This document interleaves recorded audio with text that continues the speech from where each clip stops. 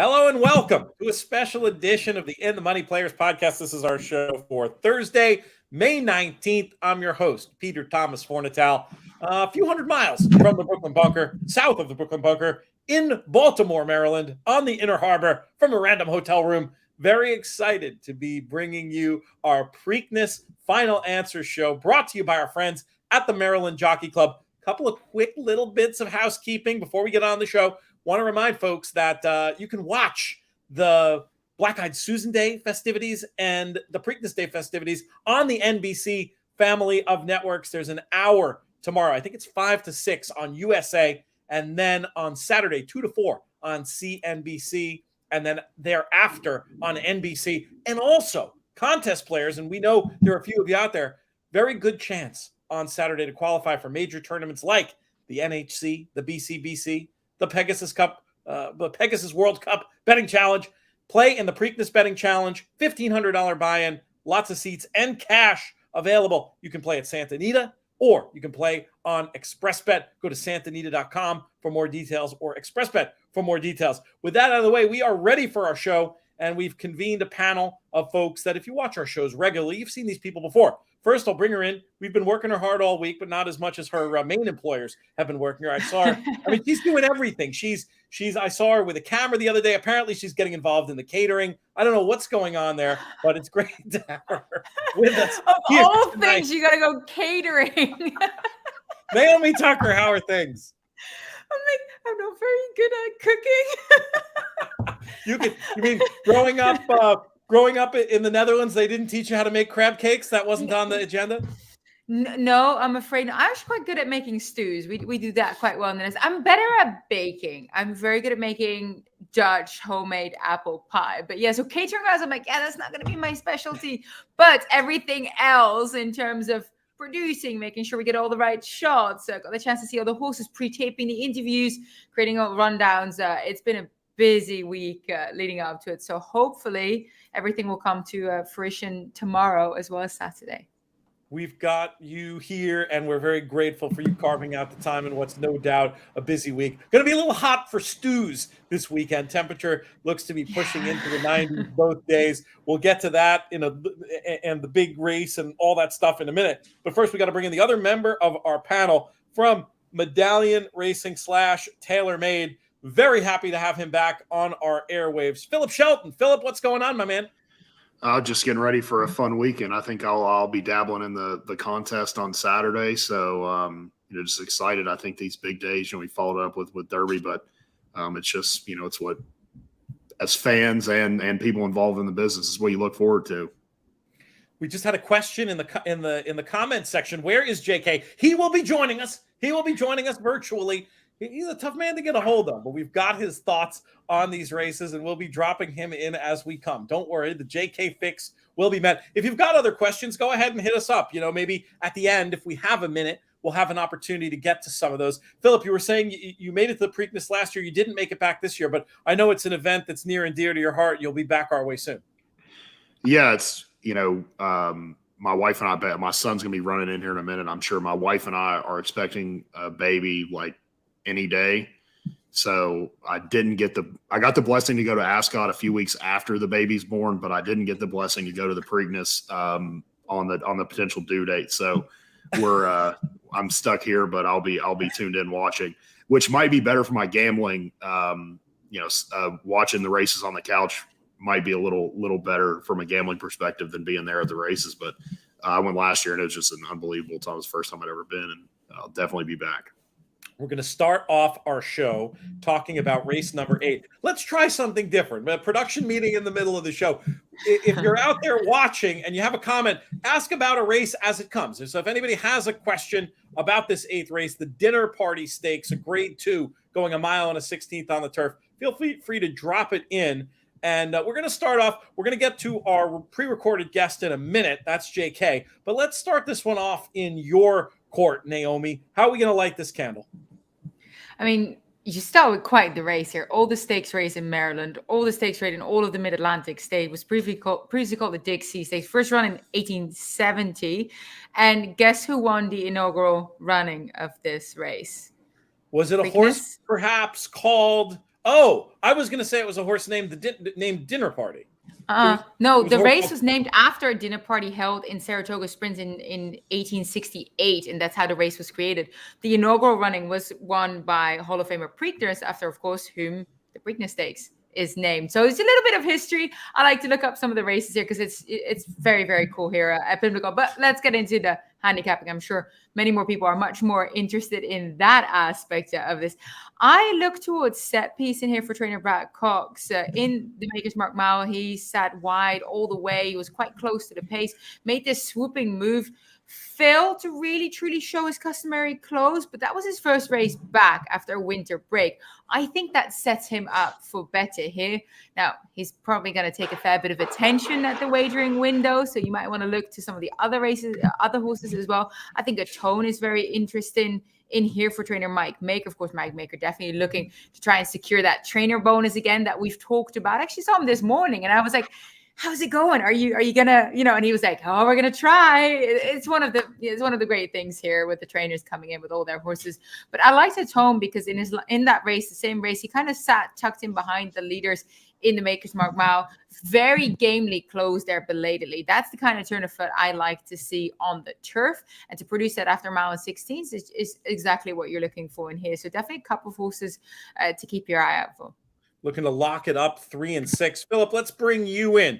Is it going to be the top 2 in the market in here, or do you have anything a little bit more clever down the market?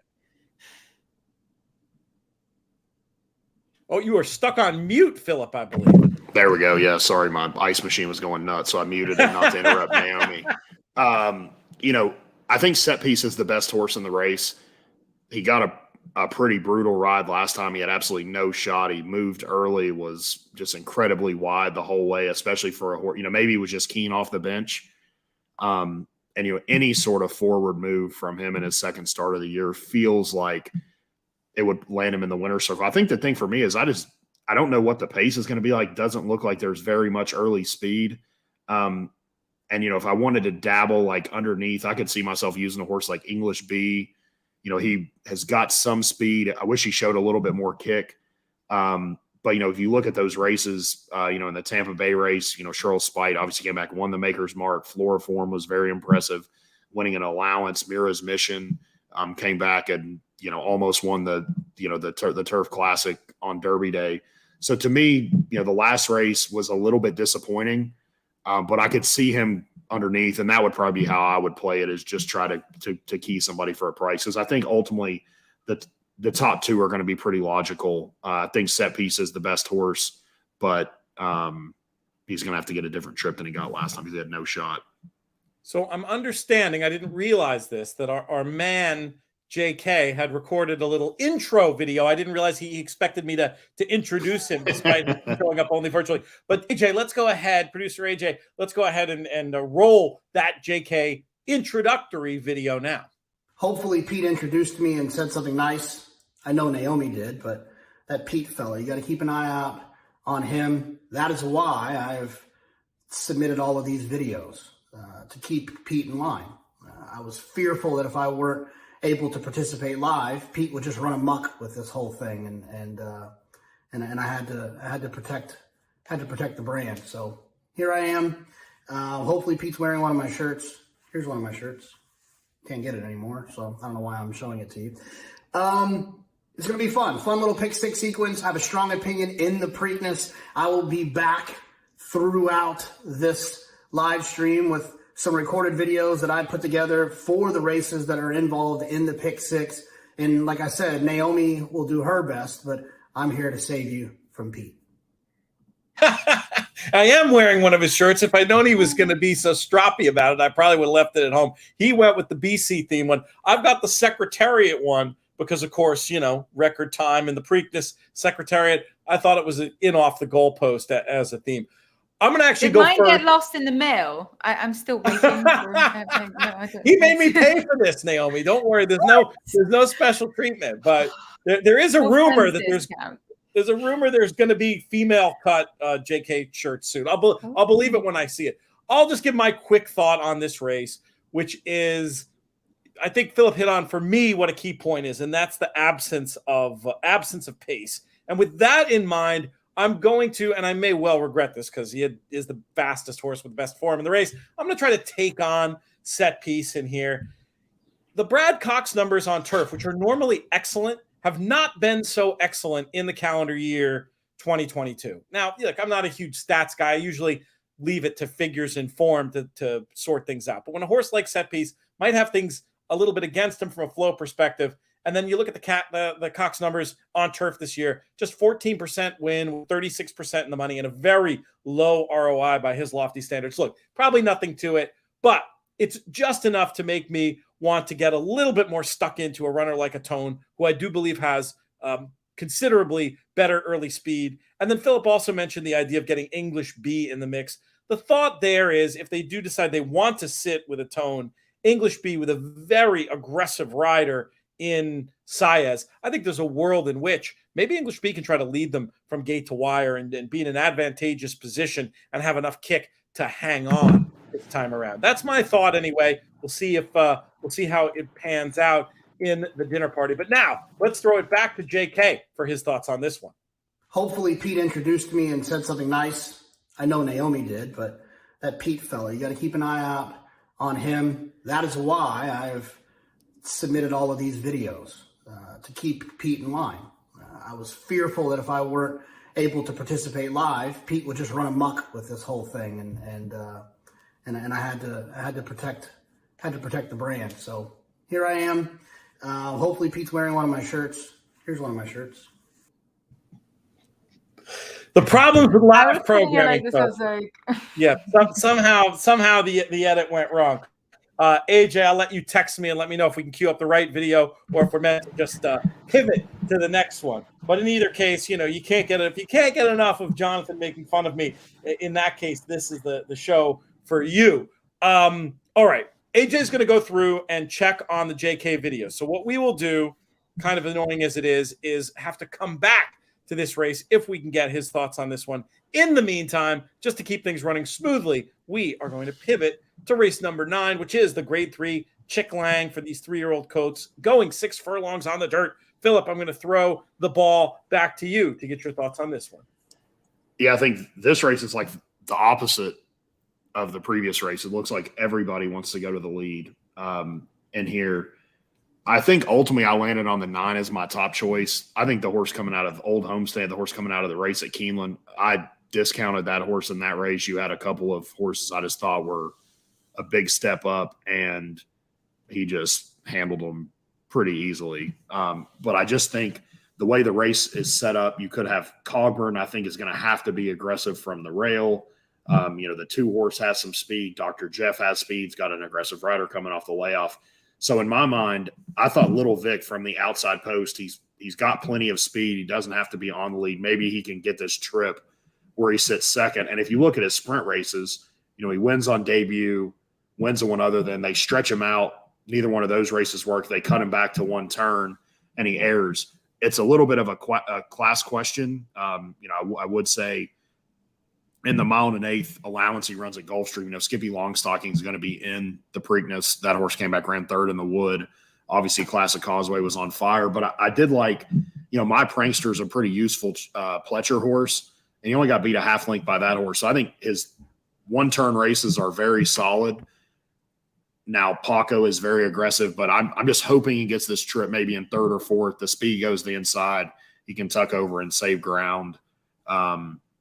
With that said, I'm not going to take a stand here, but I do think he could offer a little bit of value because I could see a couple of horses getting bet pretty hard in here, and that would be the way I want to go.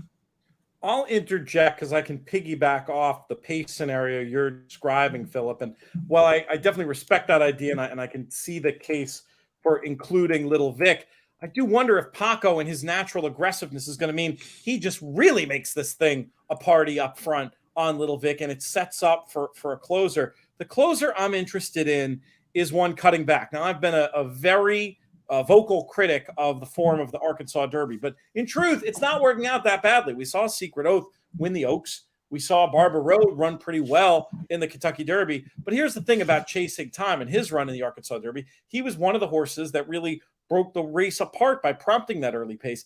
I think he's crying out for a cutback. This is the type of horse that logically connections, got the Derby fever. They tried the Rebel in the Arkansas Derby, but I think it's quite possible this horse is just better going shorter and better as a sprinter. And I think he'll be far off, reserved the early pace. And if they all go hammer and tongs, maybe Chasing Time can come chasing and get the money in the Chick Lang. I'm going to key everything around Chasing Time for me, both in verticals and in your horizontals, and see if we can't get a bit of a price in here in this leg. Naomi, how do you see it?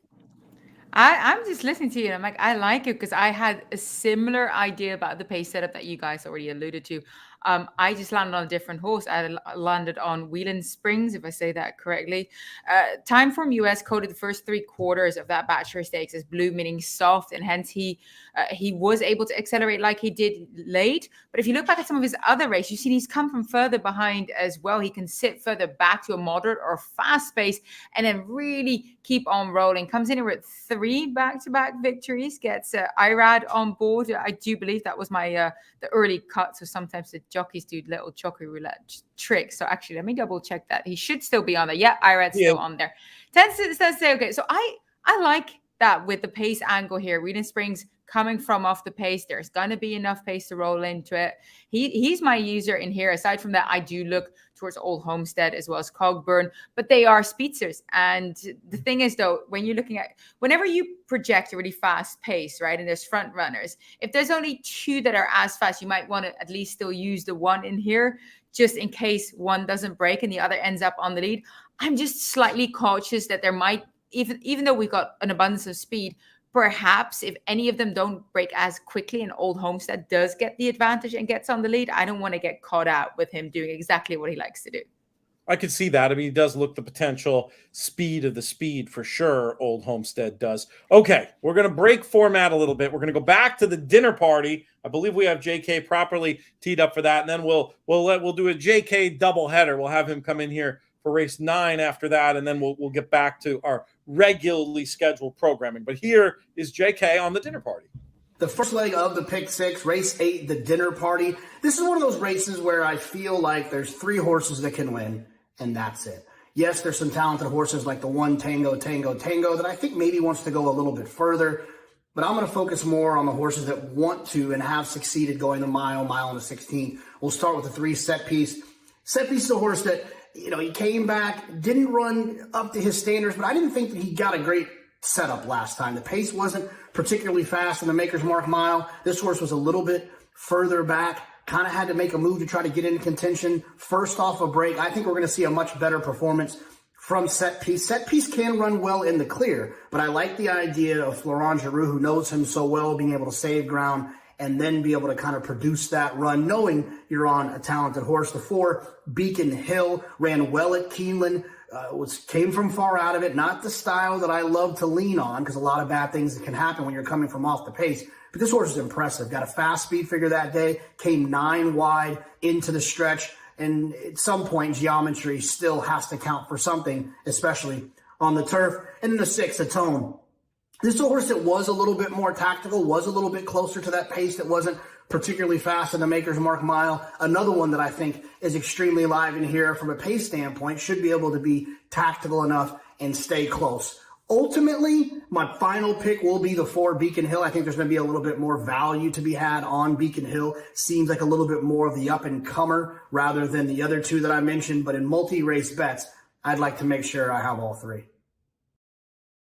JK looking to lock that first leg up 4, 3, and 6. Looking for, hopefully, and I think he's probably right, a little bit of a price with number 4, Beacon Hill. Let's bring him back right away to get his thoughts on the Chick Lang before we proceed to the last 4 races we're going to talk about in the show. Here is JK on race number 9. On to race 9, the second leg, the Chick Lang. I think this race is pretty straightforward. Only a couple horses in here that can win. One that I will be pressing as a pretty aggressive A-type horse in my multi-race bets. That's the 5 Old Homestead. I'm a speed figure first horse player and handicapper. It's the one thing that lets me down the least.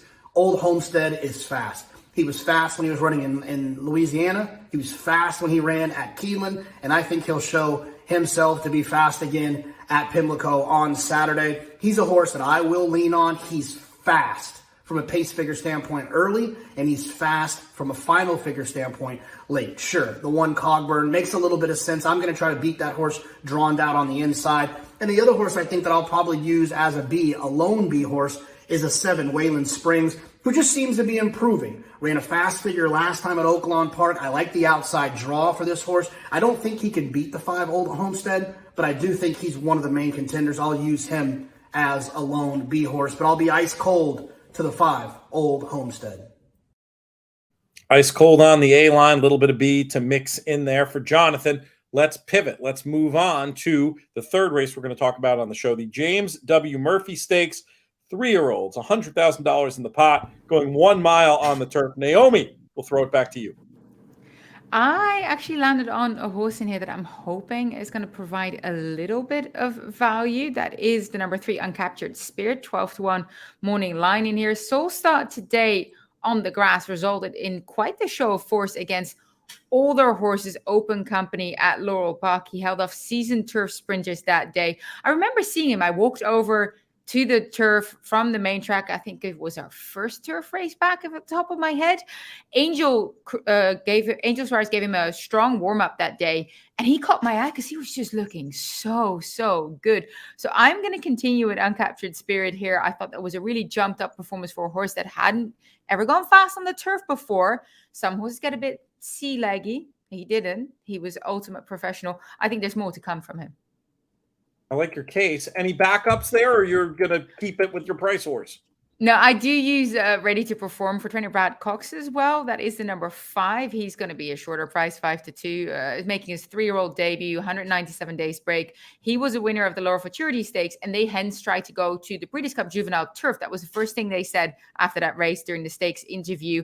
He couldn't get in. He ended up going to the Qatar Golden Mile at Del Mar. Was outpaced that day. It was just too tough for him. This seems like a much easier spot to get his career going again. So I definitely use him underneath. And then I also look outwards to Joe, because Joe was Federico Tessio Stakes winner. And he's actually lining up on the turf today. He's been on the turf before. They always wanted to get him back. He's by a turf siren declaration of war, half sibling to Irony of Reality, who placed in graded stakes going long on the grass as an older mare. So I spoke with Michael Trombetta earlier today, and he said, look, we always wanted to try, because if he does well on the turf here, it just opens up so many doors for us. Yeah, I thought it was interesting that Joe showed up in this spot, because I think he wouldn't look too bad in the 3-year-old race we're going to talk about in a minute or two. I did leave. I'll piggyback because I have very similar thoughts, though I wasn't. I have a note on that. Why he's not in that other race 11. Guess what I asked Michael Trombetta? Oh, wouldn't he be better going to Sir Barton? And Mike looks at me and goes, have you read the conditions? He's not eligible. What?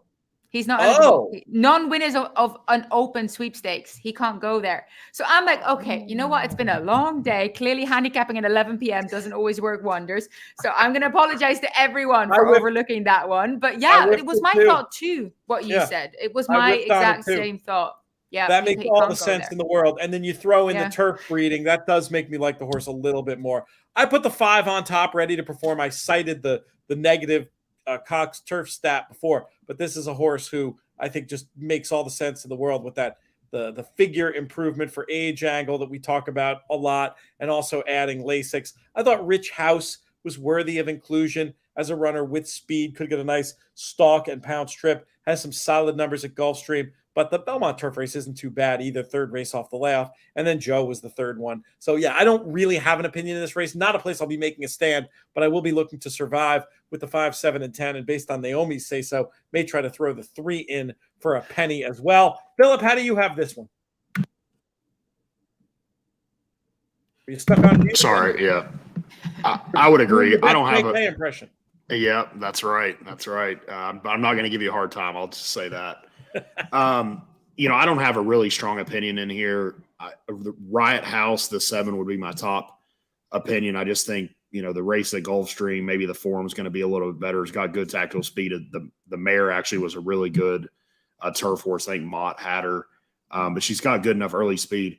I was like mildly intrigued with the 8 Shake 'em Loose. I don't, the one turf start on the page is just so bad, but the horse basically was dead last, got pinched at the start. I'm just willing to maybe draw a line through that because I think I'm going to get a big number.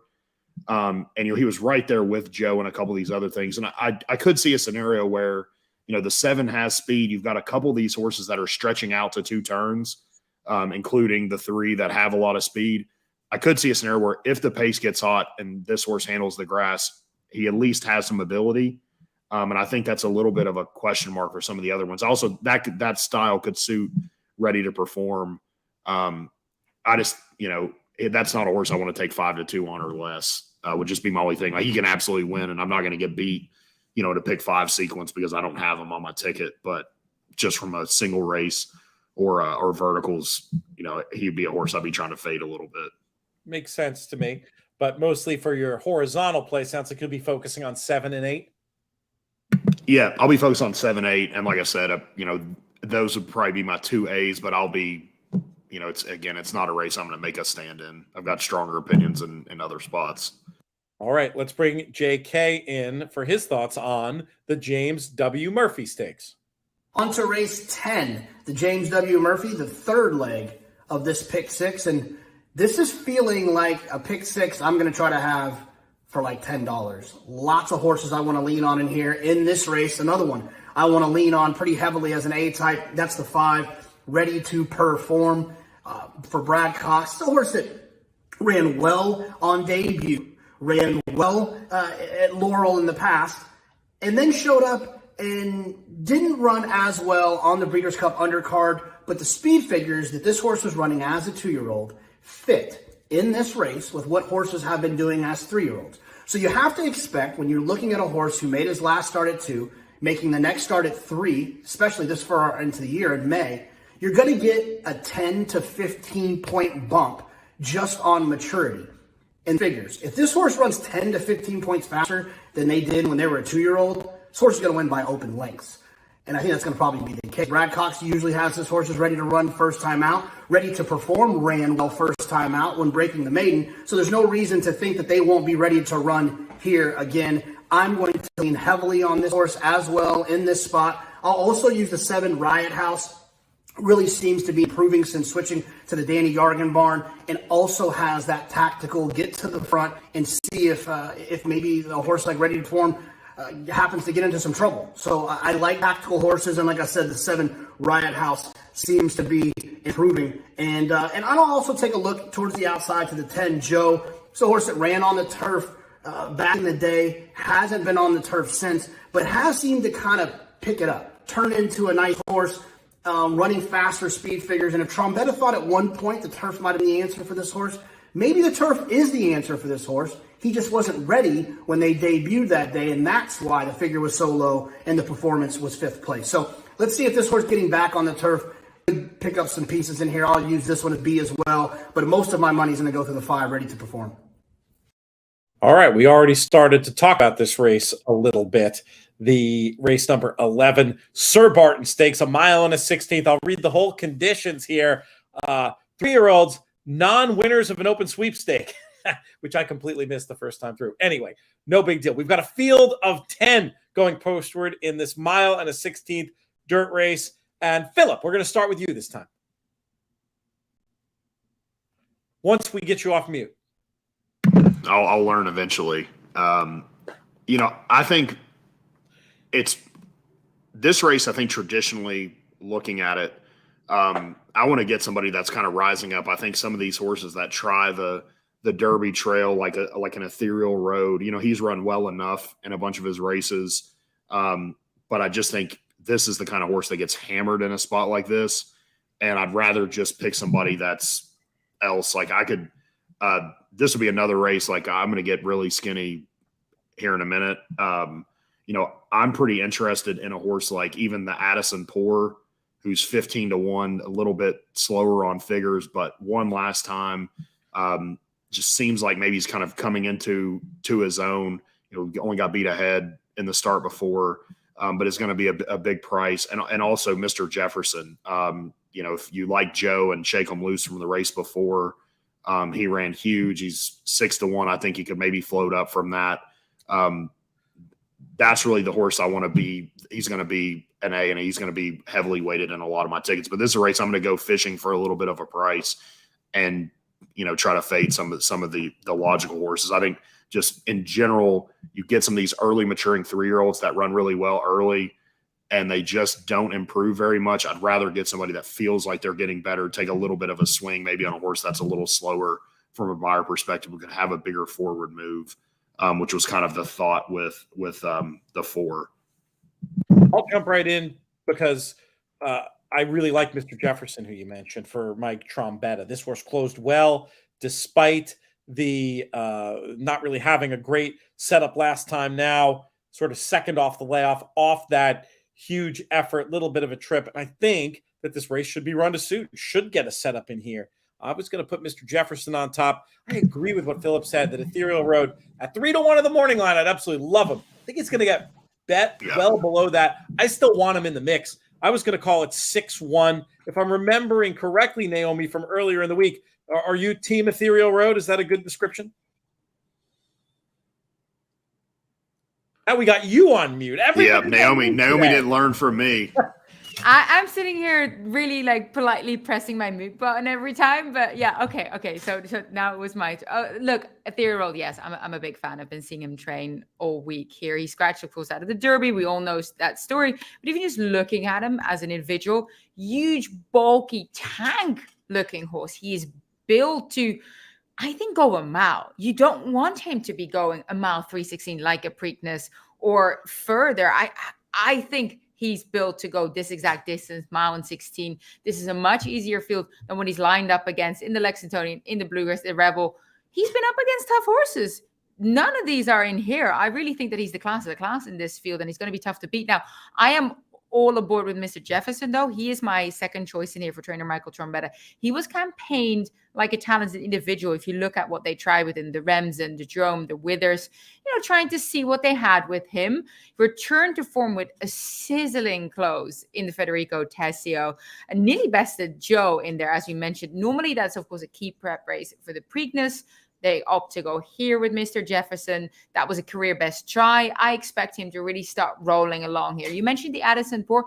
Not 100% Brittany Russell was as keen on running him in there. I think he's really interesting, but not sure. A little bit on the fence when it comes to the price, though. If you're on the fence and a horse is that price, I say find some way to get the horse on the ticket. Is that what you're thinking there, Phil? No, it was more that not sure he's lining up.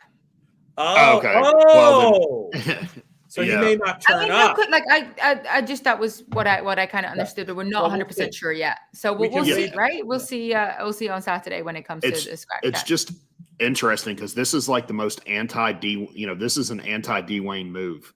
Normally, like, he's in every big spot. So I'm like, this is like a negative tipping of his hand to me. The fact, like, this horse didn't run in the Derby, which was surprising.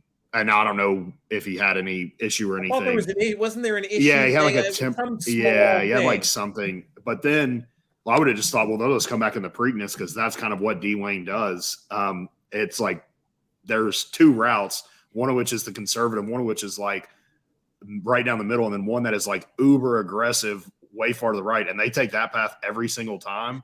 Well, he's got the filly in there. He doesn't need. Yeah, maybe he thinks he's always got the race. Yeah, and maybe he doesn't need Ethereal Road. Yeah, that was my thought with Zandon too in the Derby that Chad wanted. Just said, hey, I'm going to try to win with Zandon, not early voting. It's just weird to me that, like, normally it feels like he's in the big spots, but yeah, that was my thought, was just trying to get somebody at a price that feels like they're on some sort of upward trajectory, which that horse felt like. But obviously, if he's going to maybe bounce out. Last time that happened, JK told me that Lady Rocket scratched, and I was prepared to say obligatory was my strongest play of the entire Derby card. And then he hit me with the scratch, and then I ended up betting her incredibly heavily, but I kind of wavered in the moment because it's like, I don't know if she's going to get the same pace because Lady Rocket scratched. Luckily, my gambling didn't change, but you said nice enough things. It's not like you help steer people in that direction. And it is hard when you learn about these potential scratches on the fly. We had a Mr. Jefferson question. Mr. Jefferson is the 6 horse in race number 11. If you have a race card, you should be able to see Mr. Jefferson right there in that spot. We have one more opinion we need to bring in here on the Sir Barton Stakes. It's from our man, Jonathan Kinchin. Let's throw to that right now.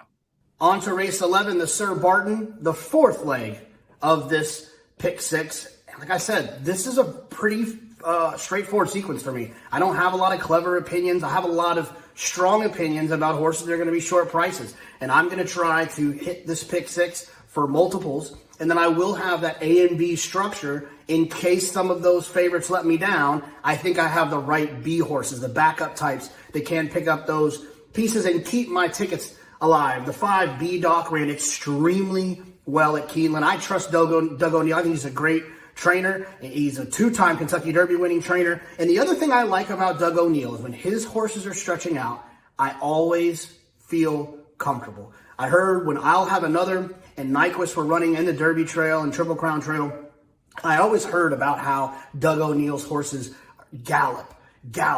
And usually when you have a horse that will gallop all day, they don't have an issue adding distance. They've got that foundation and they understand how to kind of shut it off a little bit. And that's why I think Doug O'Neill's horses do so well when stretching out. The 5 B Doc will be an A press for me. I'll also use the 8 Unikey. This is a horse that has some fast numbers. And when they have fast speed figures, like I mentioned earlier, I lean on those. I like the outside draw. You get IRAD in this spot and you get that outside draw, which I think helps outside of the main competition. And the only B horse I'll use is the 6, Mr. Jefferson. This horse was wide last time at Laurel. Sometimes that's what you want, but I do think this horse could take another step forward off of that performance. Seems to kind of be figuring it out for Michael Trombetta, and I think is the type of horse you'd want to use for a B type, an upset type. I don't think that he can compete with the top 2, but it's horse racing, and sometimes the best horse doesn't always win. Ask the Kentucky Derby winner. I knew he was going to get that in there. Any chance to take a shot at Rich Strike and J.K. Will. We'll be talking more about that topic as we get closer to the Belmont, no doubt about it. The penultimate race on the card, the penultimate race we'll be talking about on the show is race number 12, the Jim Mckay Turf Sprint Stakes. We're going a flat 5 on this turf for 3 and up with $100,000 in the pot. Naomi, who's your idea of the winner? I ended up landing on the number 2, Karatari, for trainer Brian Lynch. He comes in here after a break, something that he's enjoyed very much in the past, jumped up with strong performances over the distance, gets the same jockey on board who won on him last time, meaning I think we're ready to fire. I think we're in business here. He has that low draw. I think he's going to move forward. I find 7 Cents also interesting. He arrived in the Cox Barn via the claim 2 starts ago, made his first outing for the stable a win. He's 3 from 5 in 2 seconds over the distance, making this really kind of his spot. And he comes in here super sharp for the leading champion trainer. So you kind of don't want to get caught out not using 7 Cents. I have some interest as well in Grateful Bread. Of course, a locally campaigned horse here for trainer Madison Myers. Unbeaten on the Pimlico turf and won half of his tries at this distance. He does have that kind of perfect package, speed, but can also pass horses and has been kind of carefully and patiently managed by the stable, being a 6-year-old and only having run 12 times.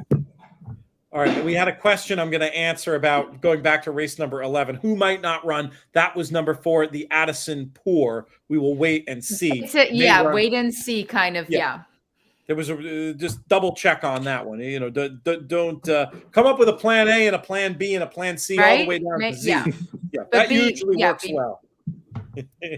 I'll just chime in that I like Karatari the best. I love Saez as a great fit for this runner, as we saw the last day in Gulfstream, and I just think he looks like the potential speed of the speed. And as a horse, I'm very happy to get pretty stuck into in this spot. I will, for all the reasons Naomi cited, potentially use 7 Cents as a backup in this spot. But again, I'm a little, especially if the Cox Turf Runners, you know, if he's showing that stat is just a bunch of noise, I will use the 3 as a more confident B in this spot.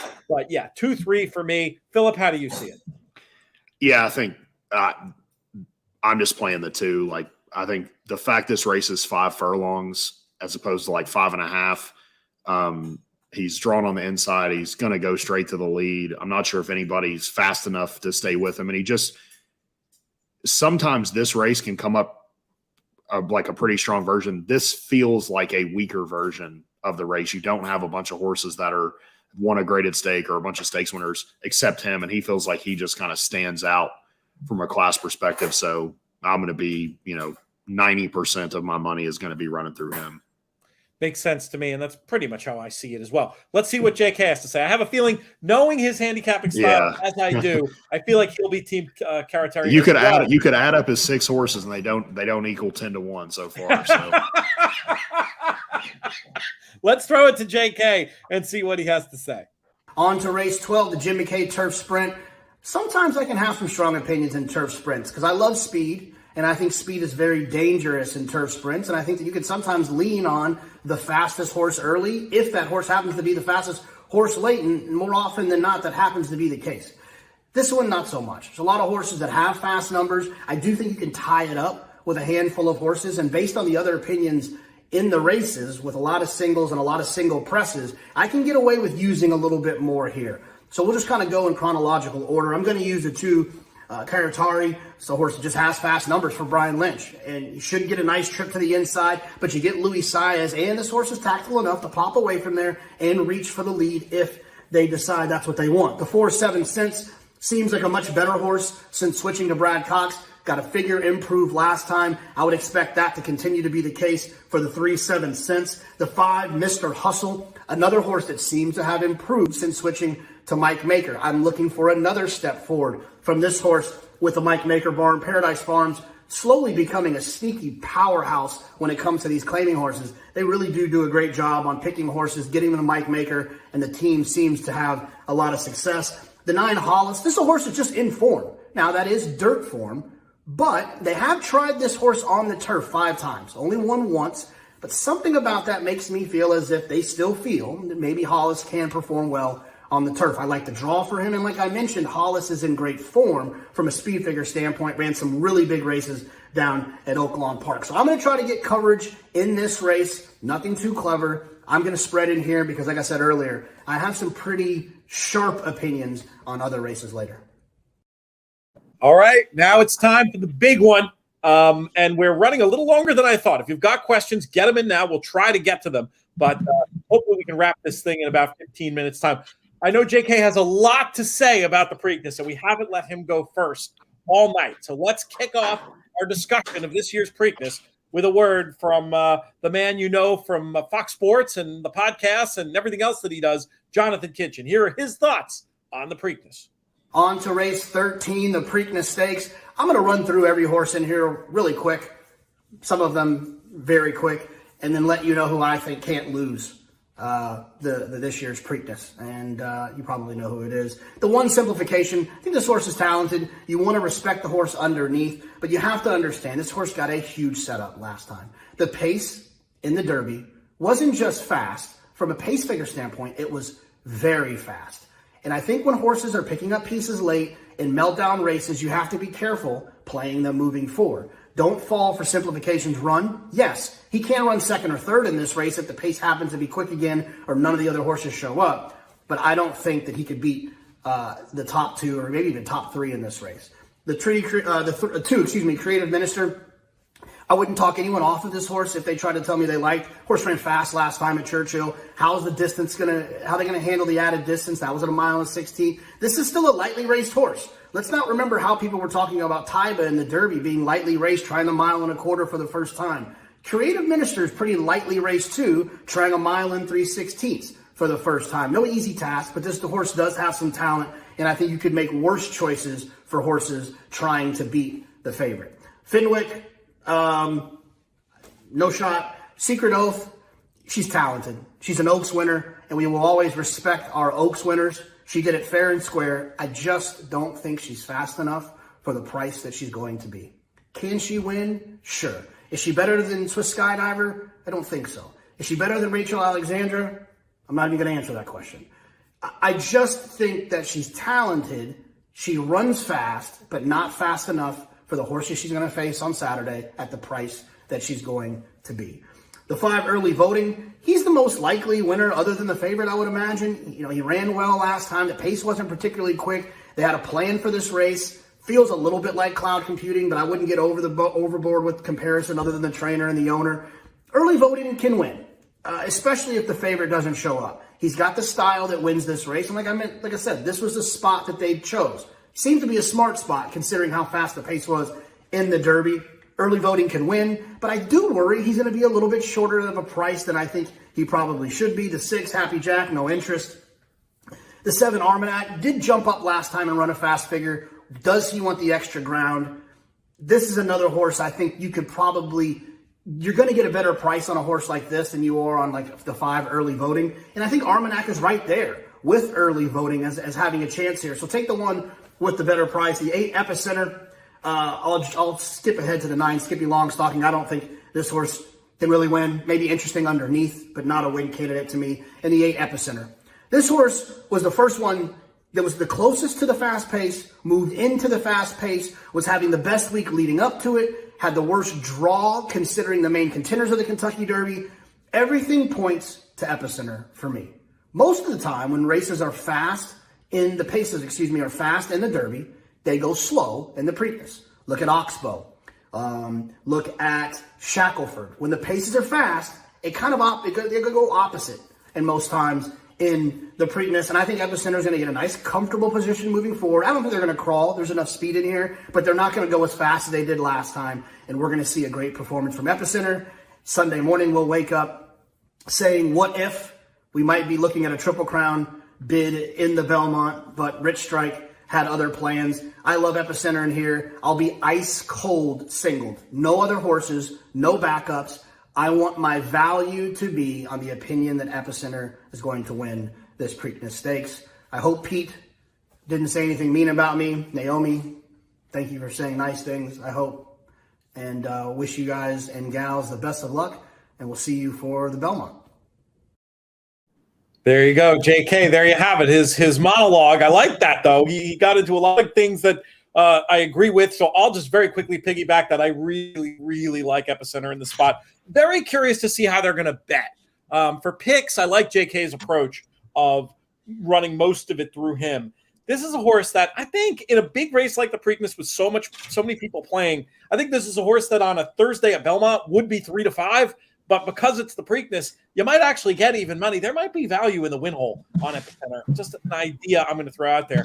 And of the runners he mentioned, the other one I want to just underline a little bit, Skippy Longstocking, I think is a little bit of an interesting long shot to use with early voting and Epicenter. If it turns out that the form of the Wood Memorial really ends up being very strong, Skippy Longstocking is just kind of a weird horse in that when you see how many starts he has, you might be tempted to say he's exposed. We know how good he is. But when you watch just the last 2 runs, this looks like a horse to me who's figured things out, had kind of a rough go of things in the woods, steadying into the first turn, coming wide, and actually galloped out past the winner. So I think he's a little bit interesting at a big, big price. But I think JK is probably right. Mostly like 95% underneath. I'll probably have 1 ticket with him on top. Phillip, let's throw it to you. Who's going to win the Preakness?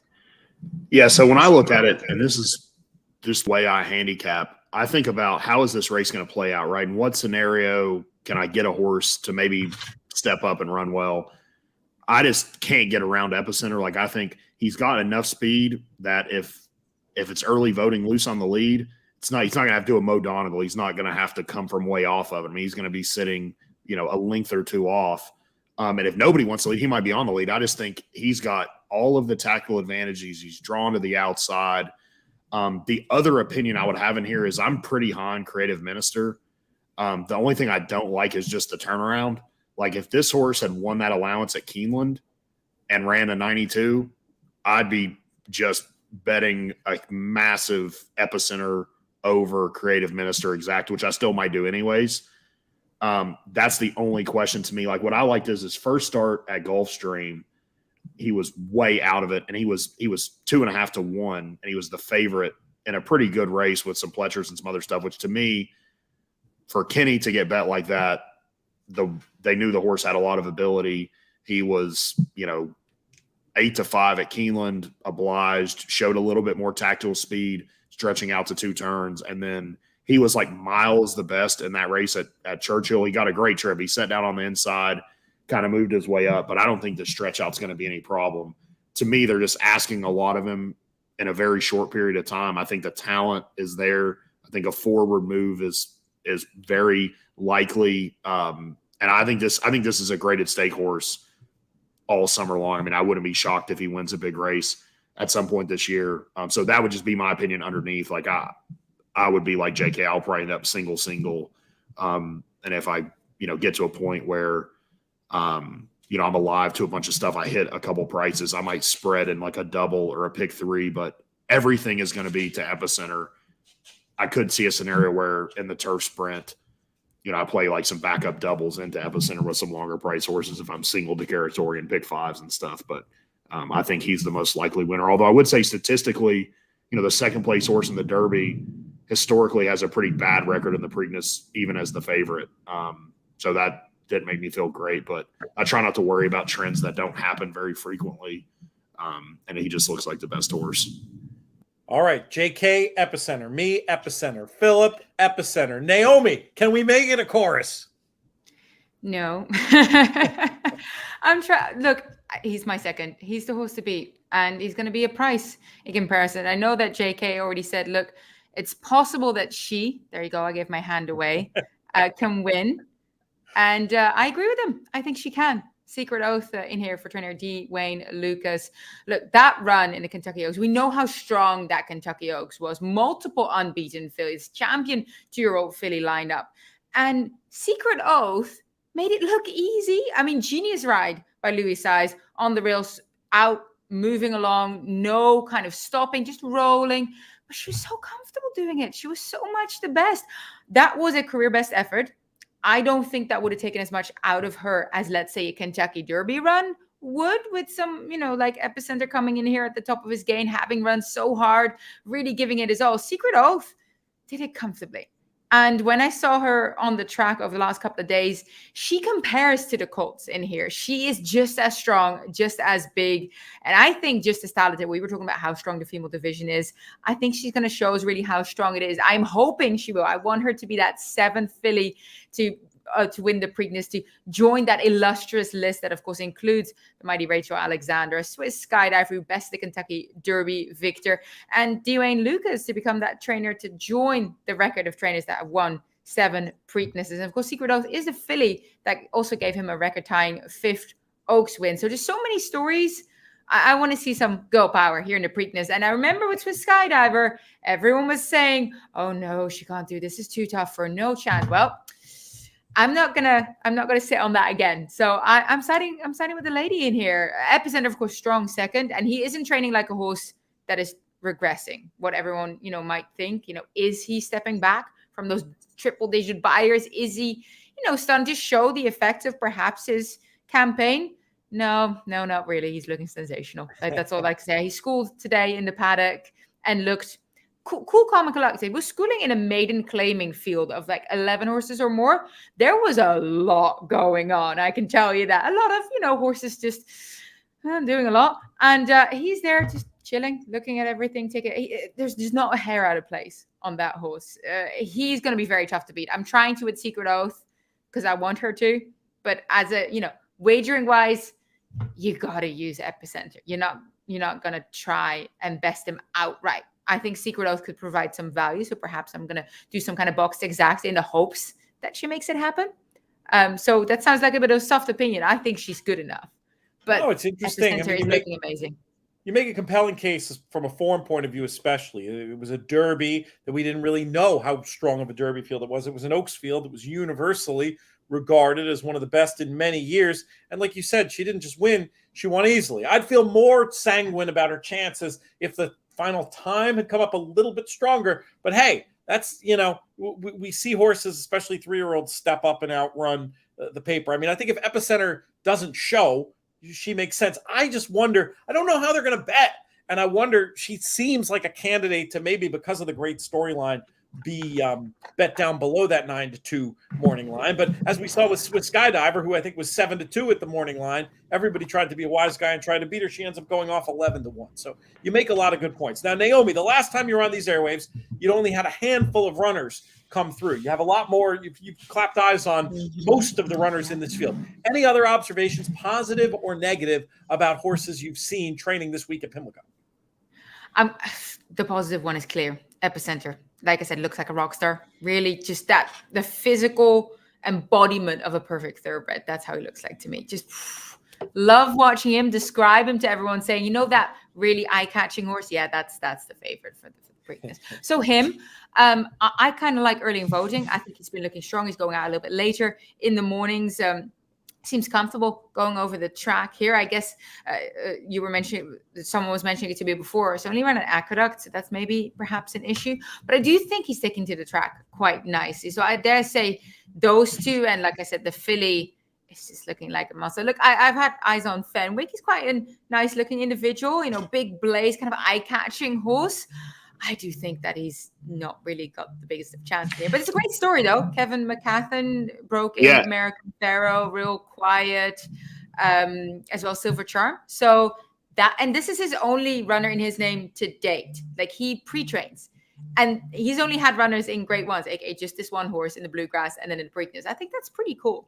He's an interesting horse because they basically came out and said in the Bluegrass they wanted the lead, and he got kind of slammed into the first turn. And I think there's a wild card. Like, he could just be on a hard send, which I think could help your odds. I kind of agree with Pete. I think the horse that might actually get lost in the betting could be early voting a little bit. I think if Epicenter gets hammered, I think Secret Oath could come down. And even a horse like Underneath, we stand not this time at the farm. So obviously Epicenter and Simplification, it was like you take Rich Strikeout, we would have run first and third in the Derby for the sire, which is just, I would have won so much money. I would have told Pete I couldn't be on this podcast had that happened. But that's neither here nor there. I think like what I try to do is look for how can I create value, right? I think that's what we're all trying to do as horse players. And Naomi's saying, hey, I think that there's a way I'm just going to maybe they get a pay stool or whatever, the filly does it. I'm trying to do it with just hammering Epicenter over top of Creative Minister and maybe Simplification and just saying, hey, maybe Fenwick does go. There is a little bit of pace. Those horses can kind of improve. But I think that's really what makes these fun days or these big days so much fun is that, right, on a regular Thursday at Belmont, it's very hard to create value in a race like this. In the Preakness, there's tons of ways to create value, just like in the Derby. Hindsight's 2020, but we're betting all this money. We're up in the syndicate, where JK's put together a pick six. We're alive to like Epicenter and 4 other horses. And I have to bet like 10 grand, or we ended up betting 15 grand in the Derby, and we're all over it. Like, if Rich strikes nowhere, we hit everything. We've got a $1,500 exacta. We've got a $48 try. We've got a $7 super, all this stuff. But I looked and I was like, for 3 grand, I could have just keyed Zandon and Epicenter, who on the day ended up being my 2 strongest opinions, king them with everything in a super for like $3,500 and paid $350,000. And it's just a missed opportunity after the fact. I think that's what's important too, is like critically assess, like, where did you go wrong? Like, really, when I looked at all the bets, Epicenter and Zandon were going to be the 2 horses that had to run well in order for our bets to cash. And they ran second and third, and we didn't cash, and we had a way big enough budget to make the right plays. So I think that's the challenge, and that's what makes this game so much fun, is that, you can sit back and really try to figure out what works for you. And it's the mental aspect that makes it, the horses are unbelievable. It's like this puzzle that you put together. And, Jonathan says, he's like, hey, I, put 10 times more thought into the actual ticket structure than I do in handicapping the race.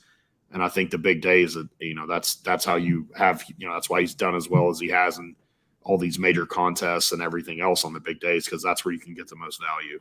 Philip, I'm going to interject because we are out of time.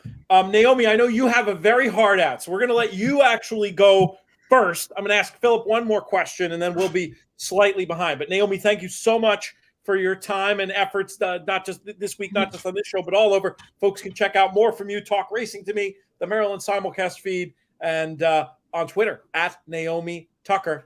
Good stuff, Naomi. We'll talk soon. Thanks for having me, guys. Yeah, good luck, everyone.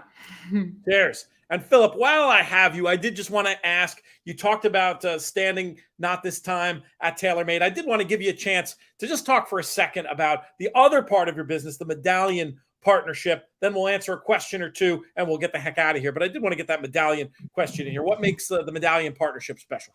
Yeah, I think, we've talked about it before, but what we really try to do is bring people to the highest level of the sport at a buy-in that, is not just some unbelievable number.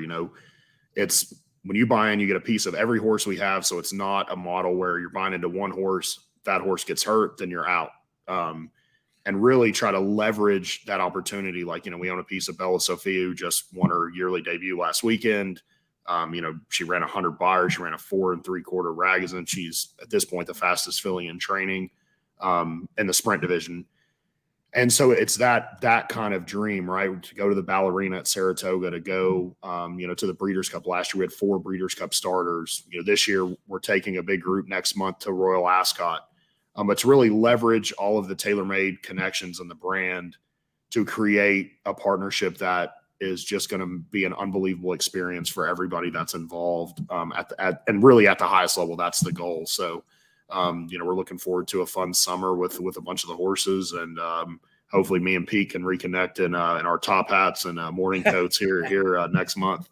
That's going to be a lot of fun. Lots of comments. People love Naomi, and they especially love her ability to light herself properly, which apparently we don't share, Phillip. So we'll have a little clinic before the next show, so we can get that sorted out. But unfortunately, this bald head just shines light. It doesn't matter where you go. I'm follically challenged, so. We'll get to that. Well, that's, what do you think I wear the hat for? Yeah, that's right.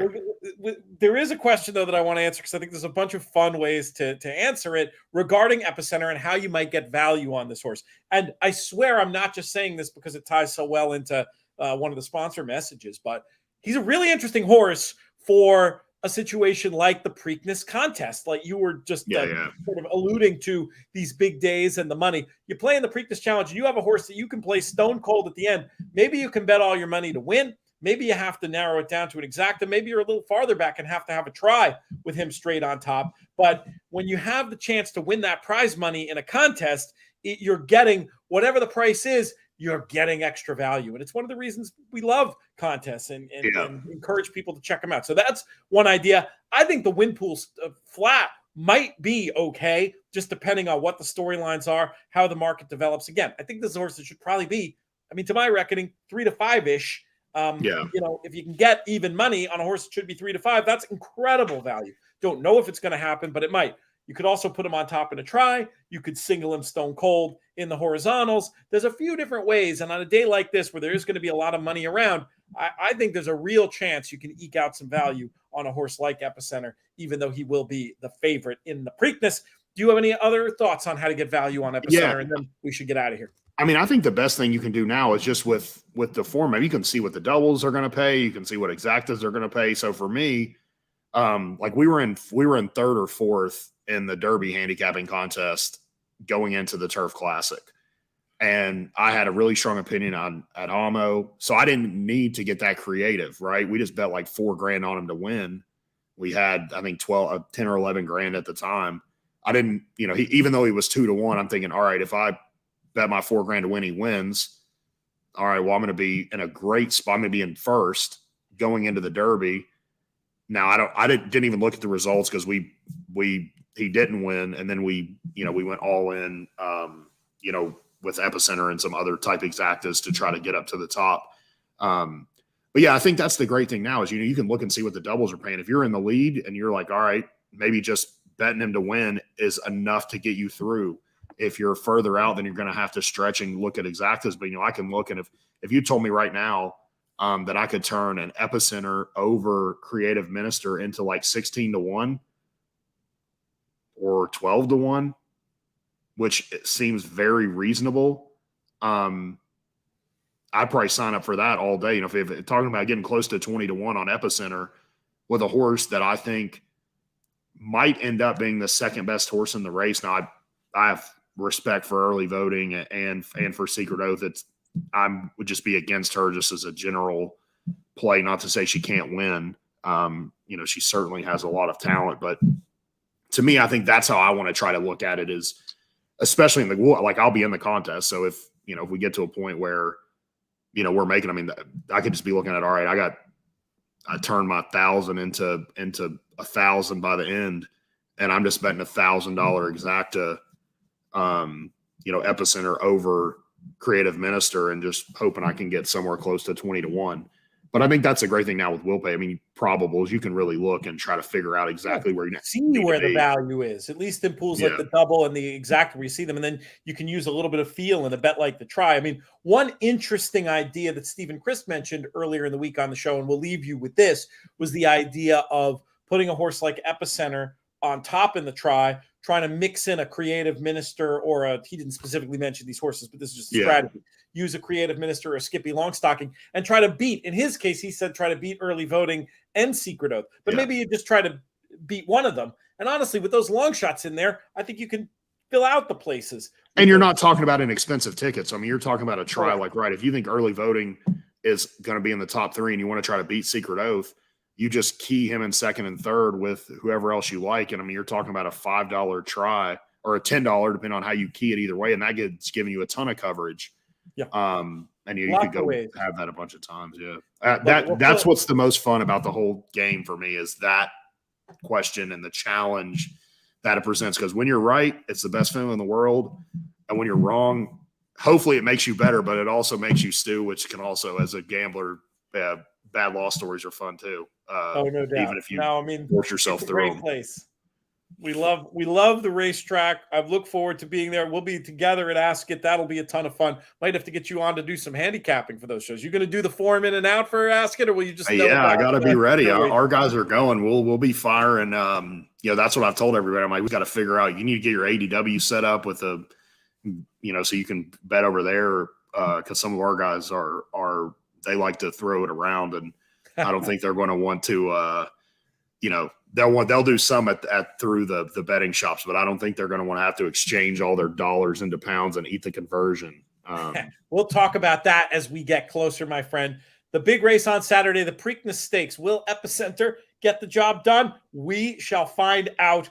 Thank you, everybody. We had a very nice attendance in this web show. Appreciate everybody who tuned in. We'll thank Naomi. We'll thank JK. We'll thank Phillip one more time, our friends at Medallion Racing and TaylorMade, our founding partners, the Thoroughbred Retirement Foundation, the great work they do helping horses and humans through their Second Chances program. We got a few bottles of whiskey left. If you donate, you can get a bottle of it, trfinc.org/players. 10 Strike Racing, our other founding partner. I got to hang with Marshall Graham, one of the founding partners from there today. We went to the Orioles game, probably witnessed the high water mark of their season, coming back twice to beat the Yankees with a walk-off home run. Not good for the bet that I made but you still had to applaud. It was an exciting finish anyway over there at Oriole Park at Camden Yards. What else? We'll thank most of all of you, the listeners, the viewers on demand and live who make these shows so much fun to do. This show's been a production of In the Money Media. Thanks to producer AJ for getting the job done here tonight. Always great to work with him. Our business manager is Drew Coatney. Our chief creative officer is Jonathan Kinchin. I'm Peter Thomas Fornatale. May you win all your photos.